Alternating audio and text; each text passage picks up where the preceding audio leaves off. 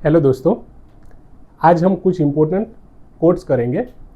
अब UPSC GPSC वगैरह exam में क्या हो रहा है कि जो कोट्स हम ऐसे में लिखने के लिए प्रिपेयर करके जाते हैं वही कोट्स ऐसे के तौर पे भी पूछ लेते हैं।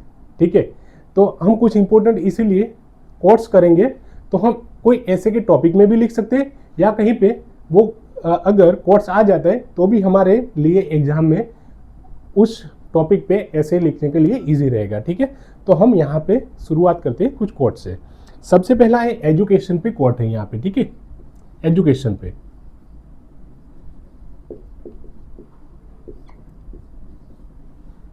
कोट क्या है? Children must be taught, children must be taught how to think, how to think, ये इंपॉर्टेंट है word friend. How to think, not what to think.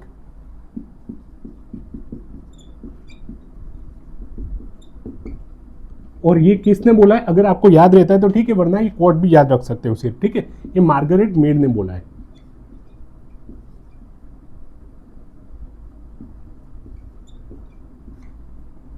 तो छोटे बच्चों को क्या सिखाना चाहिए? चिल्ड्रंस को क्या सिखाना चाहिए? हाउ टू थिंक, किस तरह सोचना है, किस तरह सोचना है, नॉट व्हाट टू थिंक। क्या सोचना है वो नहीं, किस तरह सोचना है। ये इंपॉर्टेंट क्यों है? अब समझो, नॉट व्हाट टू थिंक क्या मतलब? अभी के टाइम में हमारी सपोज हम जिस सोसाइटी से आते हैं, हमारे सोसाइटी की वैल्यूज, हमारे सोसाइटी का कल्चर अलग हो। अब हम वो सोसाइटी के कल्चर, अपने वैल्यूज वगैरह उन बच्चों पे थोपेंगे तो वो बच्चे बड़े होकर कैसे बनेंगे? जो हमारी सोसाइटी के जो कुछ ऑर्थोडॉक्स वैल्यूज है उनको लेके वो बड़े होंगे। तो उनके अंदर वो हो सकता है कि टॉलरेंस का भावना आए, उनके अंदर इंक्लूजन का भावना आए। ठीक है, तो ये सब इसीलिए वो नहीं सिखाना है कि व्हाट टू थिंक। हमने जो सीखा है या हमें जो आता है वो नहीं सिखाना है। हमें बच्चों को क्या सिखाना है? हाउ टू थिंक, किस तरह सोचना है, किस तरह सोचना है। तो ये एजुकेशन पे बहुत बड़ा एक बदलाव की ओर सिग्निफिकेंट करना है कि इस तरह सोचना चाहिए कि जिसमें आप क्रिटिकल थिंकिंग हो, आपका आप इंक्लूजन का भाव वाला सीखे, आपके अंदर टॉलरेंस आए, आपको किसी भी चीज पे उसकी गहराइयों पे जाना है। ठीक है, हर चीजों का मर्म समझना है। किसी भी रिलीजन को आपको, किसी भी रिलीजन हो, किसी सोसाइटी को कोई वैल्यू है, कोई ट्रेडिशन है, उसको ब्लाइंडली फॉलो नहीं करना है, उनको क्वेश्चन करना है और साइंटिफिक टेम्पर अपने अंदर डेवलप करना है। तो इस तरह उसको सोचना चाहिए। तो हमें ये एजुकेशन में बहुत सारी जगह जहाँ पे क्रिटिकल थिंकिंग वगैरह या कोई ट्रेडिशनल चीजें हैं उनके अगेंस्ट में क्वेश्चन करने की बात आएगी। तो ऐसे कोई एजुकेशन का टॉपिक होगा, वहां पे आप ये कोट को इस्तेमाल कर सकते हो, आप यूज कर सकते हो कि children must be taught how to think. बच्चों को वो सिखाना चाहिए कि किस तरह वो सीखे, हाउ टू थिंक, किस तरह सोचना चाहिए, not what to think, not what to think. ठीक है, ये एजुकेशन के लिए एक इंपॉर्टेंट है। दूसरा एक एजुकेशन के लिए है, education is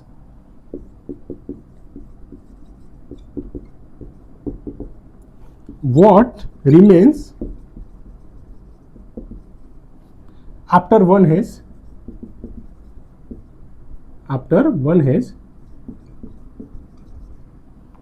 forgotten what one has learned in school।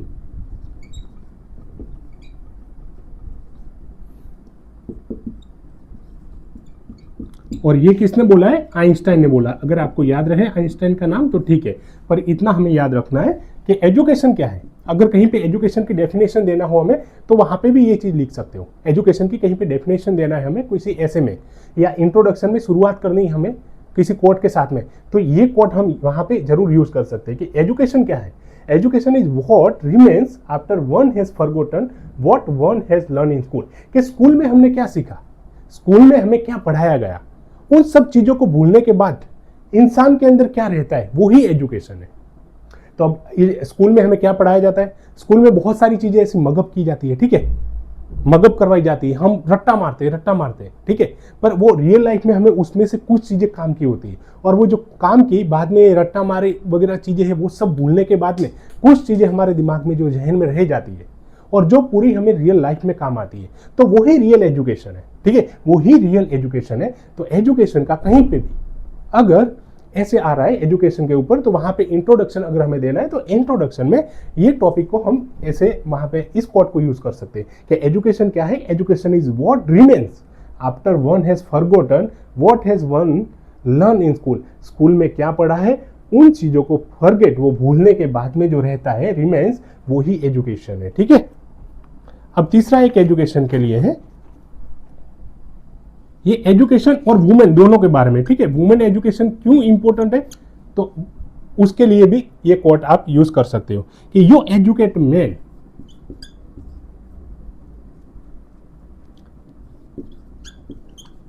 You educate a man, you educate a man,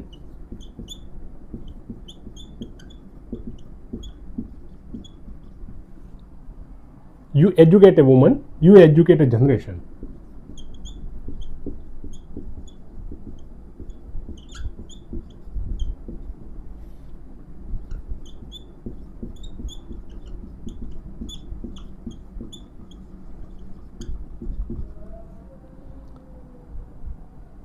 ठीक है, ये ऐसे है वुमेन एम्पावरमेंट के लिए। वुमेन एजुकेशन क्यों इंपॉर्टेंट है, इसके लिए भी है कि you educate a man, you educate a man, you educate a woman, you educate a generation.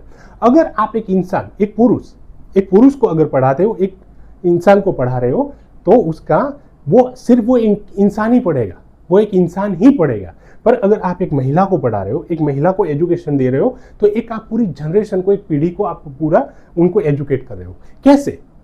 अब ये यहाँ पे क्वेश्चन आना चाहिए कि कैसे, पुरुष तो पुरुष से ही, पर एक महिला से जनरेशन पूरी पढ़ लेती है, कैसे? तो जनरली आपने ये ऑब्जर्व किया होगा कि एक पुरुष जब पढ़ता है तो वो सिर्फ उसके पास ही वो अपना नॉलेज सीमित रखता है। ठीक है, वो अपने घर में अपने बच्चों को या अपने महिला जो अपनी पार्टनर है, उनकी वाइफ है, तो उनको वो पढ़ाने में या कहीं पे उनका ज्यादा योगदान नहीं रहता। पर अगर जब एक वुमन पढ़ती है, महिला पढ़ती है, तो वो अपने बच्चों को भी पढ़ाती है, अपने बच्चे को भी पढ़ाती है, और उसकी बच्चे को पढ़ाती है, और आने वाली जो भी पीढ़ी है उनको भी इंस्पायर करती है कि पढ़ना चाहिए, आपको सीखना चाहिए। दूसरी महिलाएं जो नहीं पढ़ रही है उनको भी वो प्रेरित करेगी।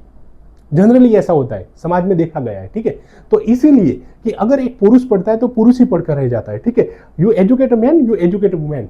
पर अगर आप एक महिला को पढ़ाते हो, यू एजुकेट अ वुमन, तो आप पूरी एक जनरेशन को पढ़ा रहे हो, यू एजुकेट अ जनरेशन। ठीक है, तो इसीलिए वुमन एम्पावरमेंट वहां पे जरूरी है, और वुमन एम्पावरमेंट जरूरी है। तो वुमन एम्पावरमेंट कहां से आएगा, तो वही एजुकेट करने से वुमन को।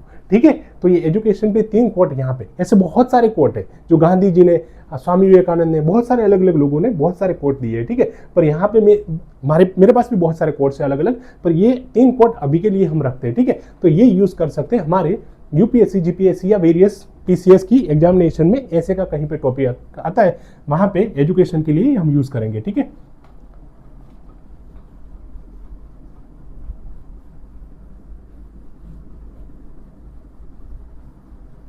आपको साथ साथ में फ्रेंड ये लिखता भी रहना है। ठीक है, अब सपोज साइंस एंड रिलीजन इसके बेस पे आता है कहीं पे।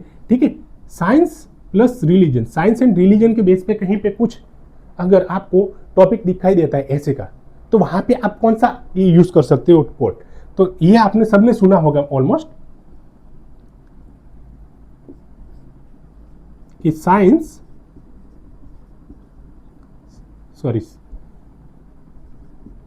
विदाउट रिलीजन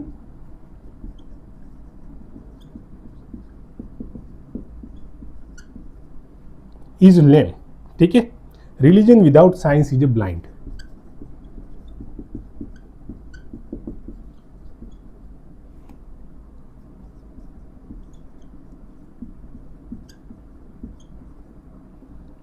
ये भी आइंस्टाइन ने बोला है। ठीक है,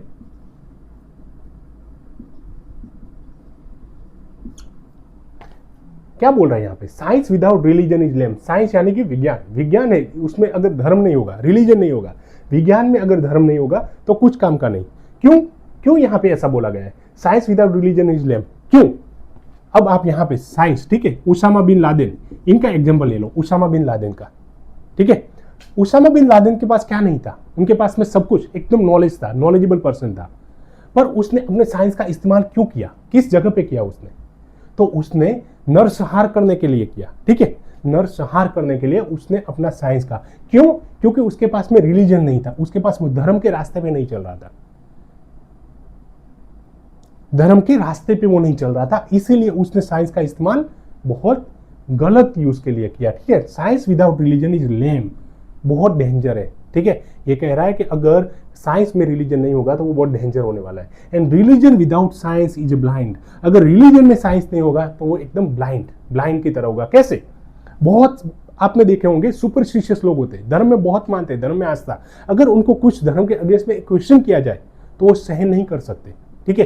कि किसी भी धर्म का साइंटिफिक वैल्यू होना चाहिए, साइंटिफिक अंडरस्टैंडिंग होना चाहिए। अगर धर्म के बारे में आपकी साइंटिफिक अंडरस्टैंडिंग होगी तो आपकी आस्था भी उसके प्रति ज्यादा गहन होने वाली है, ठीक है। पर अगर आपके अंदर वो साइंस नहीं होगा तो आप ब्लाइंडली चीजों को फॉलो करोगे। धर्म के नाम के आपके साथ में कुछ भी गलत होता होगा तो भी आप उसको ब्लाइंडली फॉलो करोगे, ठीक है। इसलिए religion without science is blind, ऐसा आइंस्टाइन ने बोला है, ठीक है। तो ये एक आपको साइंस एंड रिलीजन के बारे में अगर कहीं पे ऐसे का टॉपिक आ रहा है तो वहां पे आप इसका यूज कर सकते हो, ठीक है। अब दूसरा topic, we have guided missiles and misguided man.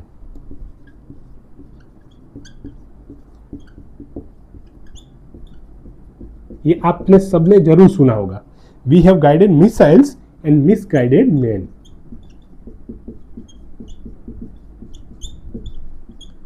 और ये किसने बोला है? मार्टिन लूथर किंग जूनियर, ठीक है। वी हैव गाइडेड मिसाइल, हमने मिसाइल को तो गाइड कर दिया है, मैन को मिसगाइड किया है। अब यहाँ पे क्या, मिसाइल को गाइड करना यानी वो, ये तो हम सबको पता है कि मिसाइल को गाइड इस तरह किया है ताकि हम जो भी हमें किसी भी दुश्मन देश पे अटैक करना है तो इजीली अटैक कर सकते हैं, इस तरह हमने गाइड कर दिया है उसको, ठीक है। बैलिस्टिक मिसाइल, क्रूज मिसाइल वगैरह सब उनको गाइड किया अच्छे से। एंड मिसगाइडेड मैन, मैन को मिसगाइड किया है। मैन को मिसगाइड करना मतलब कैसे? यहाँ पे वैल्यू क्राइसिस है, मैन, इंसान के अंदर वैल्यूज की कमी आ रही है आजकल, वैल्यूज की कमी आ रही। क्यों कमी आ रही है यहाँ पे? तो वहां पे एंगल एक कम है, साइंस तो है पर रिलीजन नहीं है, रिलीजन वहां पे नहीं है। हमें मोस्टली ये वैल्यूज वगैरह कहाँ से मिलती है? हमारे रिलीजन से मिलती है, हमारे कल्चर से मिलती है, हमारी सोसाइटी से मिलती है। पर ये वैल्यूज अभी साइंस रिलीजन वगैरह से वैल्यू जो आजकल है वो ज्यादा मतलब वैल्यू पढ़ाया नहीं जा रहा है, ठीक है। अगर आप मंदिर में जाते होंगे तो भी वहां पे गीता का पठन नहीं होता, या आप कहीं पे गुरुद्वारा में जाते होंगे तो वहां पे भी हो सकता है कि आपको कुछ ना कुछ वहां पे बस आप जाते हो, आस्था के नाम पे आप बैठते हो, ठीक है। हर एक जगह अलग अलग देवी स्थानों में कि किसी भी स्थान में, पर वहां पे जो धर्म का जो सही ज्ञान है वो ज्ञान मिलना चाहिए वो नहीं मिलता। और इसमें और बहुत सारे डिस्ट्रैक्शन आ गए, जैसे सोशल मीडिया आ गया, तो वहां पे अलग अलग बहुत सारी नेगेटिव चीजें हम सीखते हैं, ठीक है। तो इसलिए क्या हो गया कि मिसगाइड हो गया, मैन मिसगाइड हो गया, ठीक है। तो यहाँ पे आप साइंस एंड रिलीजन में इस कोड को भी आप इस्तेमाल कर सकते हैं कि we have guided missile, missile को तो गाइड कर दिया है पर मैन मिसगाइड हो गया, यहाँ पे मैन को मिसगाइड किया यहाँ पे, ठीक है। तो ये हम यहाँ पे इस्तेमाल कर सकते हैं।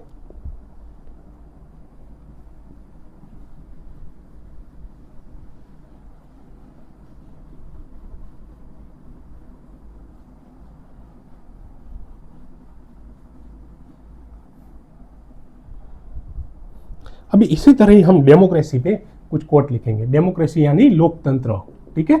लोकतंत्र, इंडिया सबसे बड़ा एक लोकतांत्रिक कंट्री है। क्यों है सबसे बड़ा? क्योंकि 140 करोड़ लोग हैं यहाँ पे, ठीक है। और जो एक लोकतंत्र की प्रणाली में मानते हैं, जबकि यूएसए को क्या बोला गया? ओल्डेस्ट है, वो सबसे पुरानी है। और लार्जेस्ट कौन सी? इंडिया। तो इंडिया एक डेमोक्रेटिक यानी कि लोकतंत्र वाला देश है, और ये लोकशाही में लोकतंत्र पे बहुत बार ऐसे पूछे जाते हैं, ठीक है। इसलिए हम वैसे डेमोक्रेसी यानी क्या है वो सबको, जो अब्राहम लिंकन है उनका डेफिनेशन तो सबने पढ़ा ही है कि डेमोक्रेसी यानी कि of the people, to the people, for the people, है ना। वो वाला शासन होता है, उसको क्या बोलते हैं? कि एक डेमोक्रेसी बोलते हैं। अब हम यहाँ पे दूसरा ही करेंगे कि एक यहाँ पे महात्मा गांधी जो हमारे फादर ऑफ आवर नेशन है, उन्होंने डेमोक्रेसी पे एक कोट दिया था, वो हम यहाँ पे करते हैं कि I understand democracy. Gandhi ji democracy को क्या मानते हैं? तो गांधी जी के मीनिंग से अगर डेमोक्रेसी की अगर व्याख्यान करना हो, हमें डेमोक्रेसी को डिफाइन करना हो अकॉर्डिंग टू गांधी जी, तो आई understand democracy is something that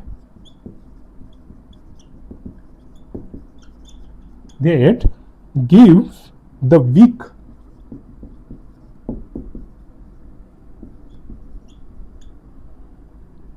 the same chance.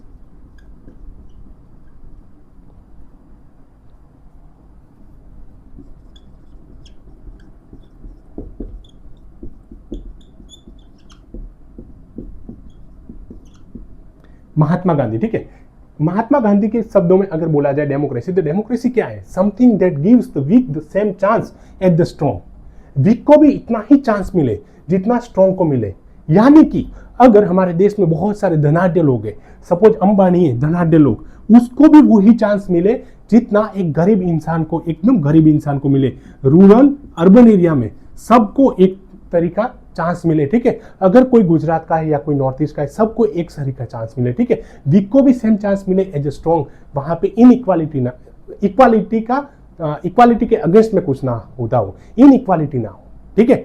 अगर अंबानी है, अंबानी के अगेंस्ट में कुछ केस हुआ है तो भी उतना ही जुडिशियल प्रोटेक्शन, उस जुडिशियल के अगेंस्ट में उसको इतना ही प्रोटेक्शन मिलना चाहिए जितना एक वीक को, एक पुअर को, एक गरीब को मिले, ठीक है। ऐसा ना हो कि अंबानी को तो जल्दी बेल मिल गई एक ही सेम क्राइम के लिए, पर एक गरीब इंसान को बेल ही नहीं मिलती है, ठीक है। तो इसको गांधी जी बोलते हैं कि डेमोक्रेसी। डेमोक्रेसी क्या है? हर एक इंसान को समान अधिकार मिलने चाहिए, हर एक इंसान को समान अधिकार मिलने चाहिए। वो वीक हो या तो क्या हो, बहुत रिच हो, गरीब हो, अमीर हो, उनके बीच की भेदभाव नहीं होना चाहिए, उनके बीच में भेदभाव नहीं होना चाहिए।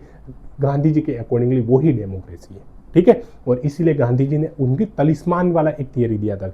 गांधी जी बोलते थे तलिस्मान, तलिस्मान में भी उन्होंने वीक लोगों पे फोकस किया है, रूरल लोगों पे, गरीब लोगों पे फोकस किया है, ठीक है। अब दूसरा डेमोक्रेसी पे क्या आ सकता है quote? It is the law of majority but protection of minority.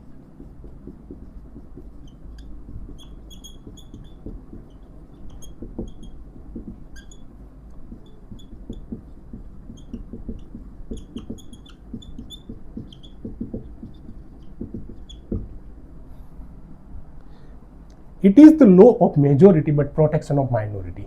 अब यहां पे लॉ ऑफ मेजोरिटी कैसे और प्रोटेक्शन ऑफ माइनॉरिटी? सपोज किसी भी, कोई भी अगर इंडिया में एक्ट बना है, ठीक है, पार्लियामेंट ने किसी भी एक्ट को पारित किया है, सपोज वुमेन रिजर्वेशन एक्ट 2023 में पास किया गया, वुमेन रिजर्वेशन एक्ट। अब ये पास कैसे हुआ? पास कैसे हुआ? तो मेजोरिटी से पास हुआ, मेजोरिटी। तो लॉ किसका बना? तो लॉ ऑफ मेजोरिटी बना। बट यहाँ पे प्रोटेक्शन किसका करना है? माइनॉरिटी, यानी कि लघुमती। अब प्रोटेक्शन यहाँ पे किनका करना है? लघुमती का, मतलब जो हाशिए में बहुत कम लोग हैं ऐसे, है ना। माइनॉरिटी, माइनॉरिटी में कोई भी आ सकता है। लिंग्विस्टिक माइनॉरिटी, लैंग्वेज के बेस पे माइनॉरिटी ग्रुप है, ठीक है। अगर कोई कम लैंग्वेज वाले लोग हैं, जो उनकी लैंग्वेज की पॉपुलेशन ही बहुत कम है, तो उनका अगर आप उनका रक्षा कर रहे हो, उनका प्रोटेक्शन कर रहे हो, तो उसको भी बोलेंगे डेमोक्रेसी। अगर रिलीजियस माइनॉरिटी, सपोज अगर मुस्लिम है, अगर सिख है, अगर कोई क्रिश्चियन है ना, बुद्धिज्म है, जैन है या पारसी है, तो इन सब लोगों का अगर उनका भी आप प्रोटेक्शन कर रहे हो, तो दैट इज द डेमोक्रेसी, ठीक है। कि मेजोरिटी ने रूल पास किया है, लॉ पास किया है, ठीक है, पर आप प्रोटेक्शन किनका कर रहे हो? माइनॉरिटी का। तो दैट इज द डेमोक्रेसी। और डेमोक्रेसी की खूबसूरती ही ये ही, ठीक है, कि आप प्रोटेक्शन कर रहे हो माइनॉरिटी का यहाँ पे, ओके। तो ये भी डेमोक्रेसी के बारे में आप यहाँ पे लिख सकते हो। तीसरा क्या लिख सकते, और कोट क्या हो सकता है डेमोक्रेसी के लिए? अ true democracy is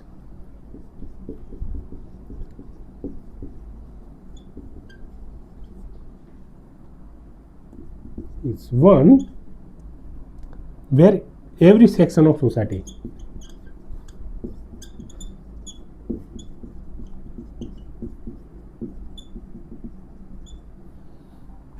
has a voice and representation.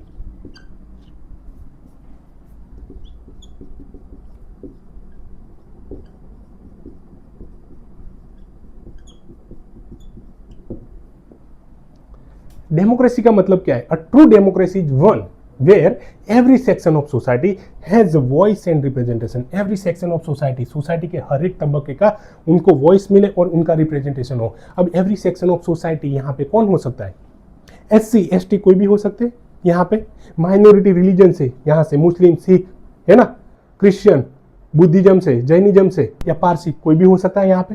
Every section of society, उनको रिप्रेजेंटेशन मिले, उनका वॉइस उनको सुना जाए। अब वुमेन, महिलाओं की संख्या कम थी, सपोज हमारी पार्लियामेंट में, लोकसभा में 13.6% MP से, लोकसभा में इस बार 18th में, है ना, और असेंबलीज में 9% से भी कम है। तो ये रिप्रेजेंटेशन कम है, पर उनको रिप्रेजेंटेशन तो मिल रहा है। और अगर कम है तो उनको पॉपुलेशन ज़्यादा है तो उनको ज़्यादा से ज़्यादा रिप्रेजेंटेशन मिलना चाहिए। इसके लिए क्या लाया गया है? Women reservation act. तो ये क्या है? डेमोक्रेसी की खूबसूरती ये है कि ट्रू डेमोक्रेसी उनको बोलेंगे जहाँ पे एवरी सेक्शन ऑफ सोसाइटी उनको उनका वॉइस उनको सुना भी जाएगा और उनका रिप्रेजेंटेशन भी होगा। ठीक है, उनका रिप्रेजेंटेशन भी होगा। तो इसी को ट्रू डेमोक्रेसी बोलते हैं। ठीक है, यहाँ पे इसी तरह का ये मतलब हमने जो सेकंड वाला देखा, it is law of majority but protection of minority. ठीक है, प्रोटेक्शन ऑफ माइनॉरिटी कैसे होगा? तो एवरी सेक्शन ऑफ सोसाइटी उनको अगर वॉइस उनकी और उनको रिप्रेजेंटेशन मिलेगा तो वहां पे प्रोटेक्शन होगा माइनॉरिटी का। तो ये कहीं ना कहीं ये दोनों सेम है। ठीक है, और अगर वैसे डेमोक्रेसी का ये तीनों वैसे तो सेम हम देखेंगे तो यहाँ पे पहले वाला भी क्या बोलता है? Gives the weak the same chance and the strong. ठीक है, तो यहाँ पे वीक को रिप्रेजेंटेशन देने की बात कर रहे हैं, यहाँ पे वीक को प्रोटेक्शन देने की बात कर रहे हैं। ठीक है, तो ये सब डेमोक्रेसी का अलग अलग स्वरूप में वो लिखी गई है। ठीक है, डेफिनेशन पर सबका मीनिंग एक ही है, सेम ही है। ठीक है, तो आप किसी भी यहाँ पे ये जो ये 3 डेफिनेशन हमने लिखा है डेमोक्रेसी के बारे में, इसको अगर डेफिनेशन या कोड को याद करोगे हम तो ये ऐसे में कहीं पे भी आप इस्तेमाल कर सकते हो। ठीक है, तो हम यहाँ पे ऐसे के लिए फर्स्ट में यहाँ पे यही रखेंगे कि एजुकेशन पे, डेमोक्रेसी पे, और हमने क्या देखा है? साइंस एंड रिलीजन पे देखा है। ठीक है, नेक्स्ट कोड के साथ में नेक्स्ट लेक्चर में आएंगे। Thank you.